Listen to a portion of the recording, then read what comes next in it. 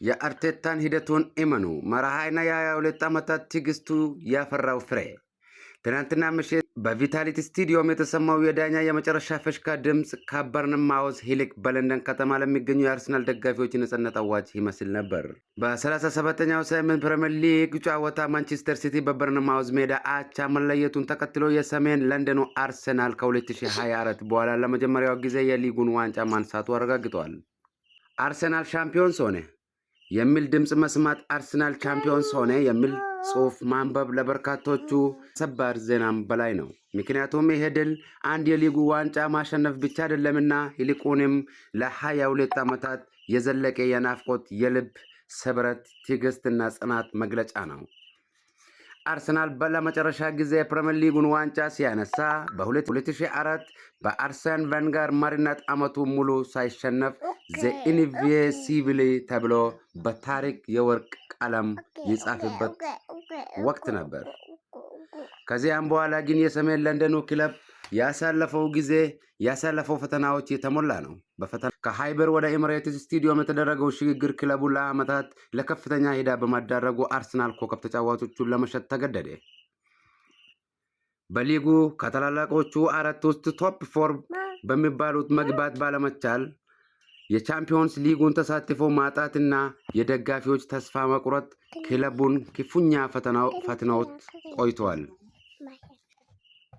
ባለፉት ጥቂት የውድድር ዓመታት ደግሞ ዋንጫውን ለመጨበጥ ተቃርቦ መጨረሻዎቹ ሳምንታት በማንቸስተር ሲቲ ሲነጠቁ የነበረው ደጋፊዎች ስሜት እጅጉ ሲጎዳ ቆይቷል። አሰልጣኝ ሚካኤል አርቴታ የክለቡን መንበር ሲረከቡ ቡድኑ የማንነት ቀውስ ውስጥ ገብቶ ነበር። ወጣቱን ስብስብ በመገንባት የክለቡን ባህል በመቀየርና በደጋፊው እና በቡድኑ መካከል የነበረው የሸከረ ግንኙነት መጠገን ረጅም መንገድ ተጉዟል። ቡድኑ በተደጋጋሚ ሲወድቅ እና ሲነሳ ትችቶች ሲበረከቱ፣ አርቴታ ግን ሂደቱን እመኑ ትረስት ዘ ፕሮሴስ በሚል ባለማምጣቱ ብዙዎችን እንዲያሾፉባቸው አድርጓቸው ነበር። ያ ሁሉ ታዲያ ትናንት ምሽት ተቀየረ። ሂደቱን እመኑ የሚል መራዮቹ ትናንትና ምሽት አሳማኝ ፍሬ ያፈራ። የአርሰናል የሊጉን ዋንጫ የመጠበቂያ ጊዜው አከተመ። አርቴታ የተማመኑባቸውን ወጣቶች እምነታቸውን አልበሉም። የሳካ ድንቅ የኦዲጋርድ መሪነትና የመላው ቡድኑ አንድነት ለአርሰናል አዲስ የታሪክ ምዕራፍ ከፍተዋል።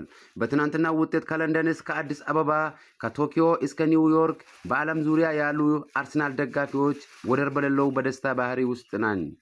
የደስታ እንባ ያፈሰሱ በርካቶች ናቸው። ከተማዎቹ በመኪና ጥሩምባዎች እና በደጋፊዎች ጩኸት ተሞሉ። ማህበራዊ ሚዲያዎች ላይ ቀይ እና ነጭ በለበሱ ደጋፊዎች ፎቶዎች እና ቪዲዮዎች ተጠለቀለቀ።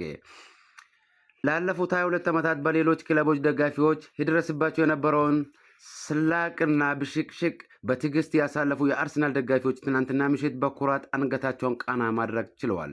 ጎልማሶቹ እና አባቶቹ ዕድሜያቸው ከ25 ዓመታት በታች ላሉ ወጣቶች አርሰናል ዋንጫ ሲያነሳ እንዲህ ነበር እያሉ የሚትረኩበት ዘመን አበቅቶ አዲስ ትውልድ የራሱን ታሪክ በዓይኑ ያየበት ምሽት ሆኗል። በለንደን ጎዳናዎች ላይ የሚታዩት ቀይና ነጭ ማሊያ የለበሱ ደጋፊዎች በደስታ ሲጨፍሩ፣ አንዳንዶቹም ላለፉት 22 ዓመታት ያሳለፉትን ውጣ ወረድ እያሰቡ የደስታ እንባ ሲያፈሱ ተስተውለዋል። ለ22 ዓመታት ዋንጫውን አለማየት ማለት ለአንድ ትልቅ ክለብ ረጅም ዘመን ነው። አርሰናል በዚህ ጉዞ ውስጥ መሳቂያም መስለቂያም ሆኖ ነበር። ነገር ግን አልፈረሰም። ትናንትና ምሽት የተገኘው ድል ስሜቱ እጅግ ከፍ ያለ የሆነውም ለዚህ ነው።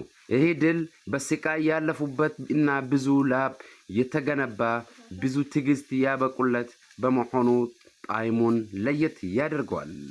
እኛ አርሰናሎች ምን ተብለን እንጠራለን? ዘ ጋነርስ